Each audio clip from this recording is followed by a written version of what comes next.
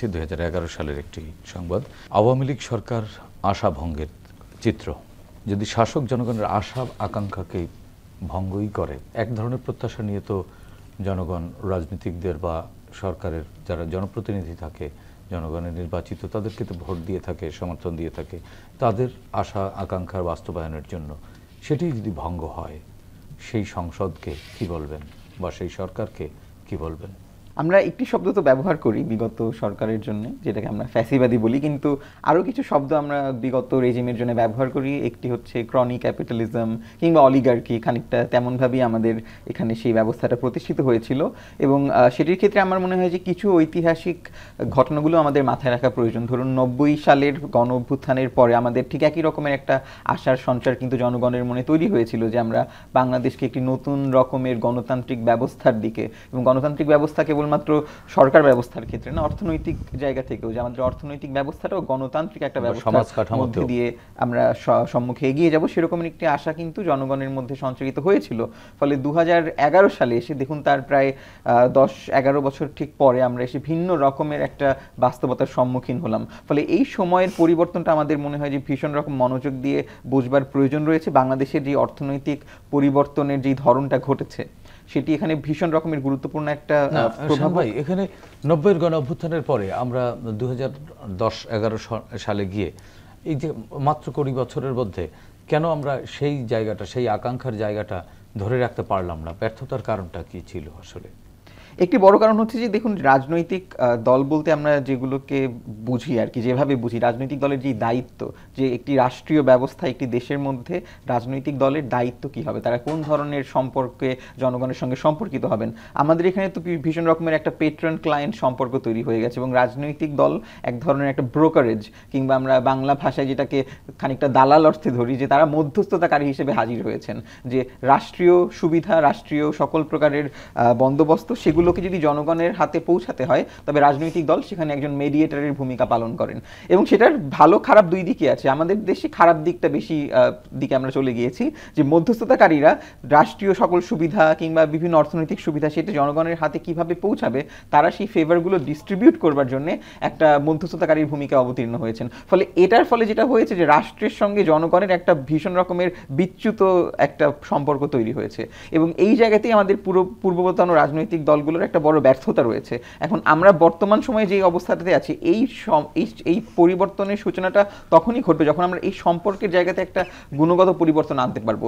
এখন সেটার ফলে আমরা নিশ্চয়ই কেবলমাত্র রাজনৈতিক দলের জনগণের প্রতি এক ধরনের ভালোবাসাপূর্ণ মনোভাবই যথেষ্ট না, যে রাজনৈতিক দল তার দায়িত্ব পালন করবে, আমরা যদি কেবলমাত্র এইটুকু বলে ছেড়ে দিই, তবে রাজনৈতিক দল আবারও আমরা আওয়ামী লীগের মতন অন্য কোনো একটা রাজনৈতিক দল বাংলাদেশের ভবিষ্যতে রাজনৈতিক পট পরিবর্তনের ক্ষেত্রে আবার একই রকম ফ্যাসিবাদী কায়দায় হাজির হতে পারে। ফলে এই বন্দোবস্তটা বন্ধ করবার জন্য আমাদের ভীষণ রকমের ভাবে একটা গুণগত পরিবর্তন প্রয়োজন। গুণগত পরিবর্তন, একেবারে আমূল পরিবর্তন, এই শব্দগুলো ব্যবহার করি।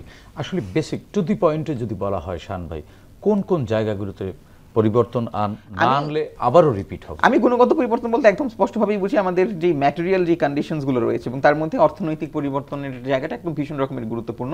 যে আমি কেন 90-এর কথা বললাম, দেখুন 90-এর পর আপনি যদি খেয়াল করুন, একই সময় কিন্তু গার্মেন্টস শিল্পের একটা উত্থান বাংলাদেশে ঘটছে, শিল্পায়নের একটা সুযোগ বাংলাদেশে তৈরি হচ্ছে।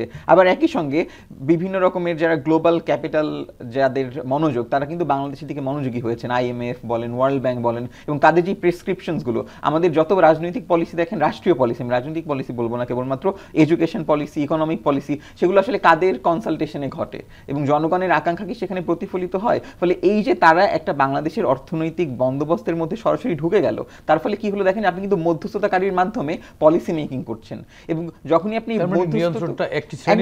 আপনি কিন্তু একটা, এবং এরপরে ধরা যাক সেই ভূমিকাতে ভারত কিংবা অন্য কোনো রাষ্ট্র এসে কিন্তু একই রকমের ভূমিকা অবতীর্ণ হতে পারে।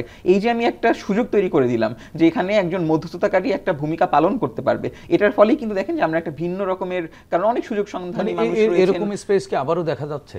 আমি তো মনে করি এখন আমরা সেই স্পেসটা আসলে বন্ধ করতে পারিনি, এবং বিভিন্ন রকমের পক্ষ এই ফাঁকা জায়গাটার সুযোগ নেওয়ার চেষ্টা করছেন, যার কারণে আমরা অভ্যুত্থানের পরবর্তী সময় এসেও জনগণ এখনো কিন্তু প্রতারিতই বোধ করছে। যে আমরা যখন রাস্তায় যাই, বাজার করতে যাই, কিংবা সাধারণ নাগরিক যেসব সুবিধা আমাদের পাবার কথা ছিল, সবাই ভেবেছিল যে বাংলাদেশের সরকারি অফিসের হয়তো বা ধরনগুলো পরিবর্তন হয়ে যাবে, রাষ্ট্রের নাগরিকদের প্রতি রাষ্ট্রীয় যেই প্রতিষ্ঠানগুলো রয়েছে তারা আরো অনেক বেশি মানবিক আচরণ করবেন, কিন্তু আমরা তো একেবারেই সেরকম দেখছি না। বা আপনি বাংলাদেশের সরকারি হাসপাতালগুলোতে গিয়ে দেখতে পাবেন যে আসলে গণঅভ্যুত্থানের পরে যে বাস্তবতার কথা আমরা বলি, যে পরিবর্তনের কথা আমরা অহরহ বলি, বুক ফুলিয়ে বলি, মুখ ফুলিয়ে বলি, কিন্তু সত্যিকার অর্থেই বাস্তবতা মাঠে একদমই পরিবর্তন হয়নি। ফলে এই যে অবস্থাটা, সেটা পরিবর্তন করার জন্য আমাদের যদি এই পুরো সিস্টেমের একদম একটা বেসিক জায়গা থেকে যে রাষ্ট্রের পলিসি জনগণ তৈরি করবে, তার মানে রাজনৈতিক দলগুলোর কর্মকাণ্ডে কিছু ভুল পথ আছে নাকি?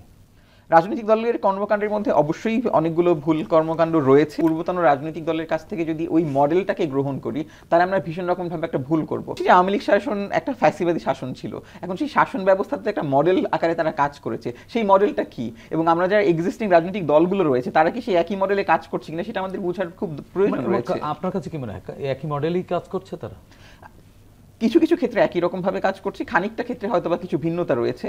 কারণ একটা দেখুন যে বাংলাদেশে যারা ইকোনমিক, পলিটিক্যাল বা সোশ্যাল এলিট, যারা সেই এলিট বন্দোবস্তের সঙ্গে সম্পর্কায়নটা কেমন হবে সেরকমের একটা টানাটানি আমি দেখতে পাচ্ছি। যে বাংলাদেশের অর্থনীতি যারা এলিট, তারা এখন কার পক্ষে যাবেন, তাদেরকে সুরক্ষা দেওয়া, তাদের যাতে ক্যাপিটালগুলো যাতে কোনোভাবেই ক্ষতিগ্রস্ত না হয়, এইটার মাঝখানে একজন ব্রোকারেজ হিসেবে দেখুন রাজনৈতিক দলের অনেকে হাজির হয়েছেন। এই যে মডেলটা, এই মডেলটা তো আওয়ামী লীগ সরকারের মডেল, এটা তো কোনো নতুন মডেল না। ফলাফল আবারও সেই একই, মানে রাজনৈতিক দলের চরিত্রায়নের জায়গা থেকে কোনো গুণগত পরিবর্তন হয়নি। তার মানে কি আমরা এখনো সেই ফ্যাসিবাদের দিনলিপির মধ্যেই আছি? প্রত্যেকটা দিন আমাদের ক্যালেন্ডারের পাতা উল্টাচ্ছে কিন্তু আমাদের দিন বদলাচ্ছে না।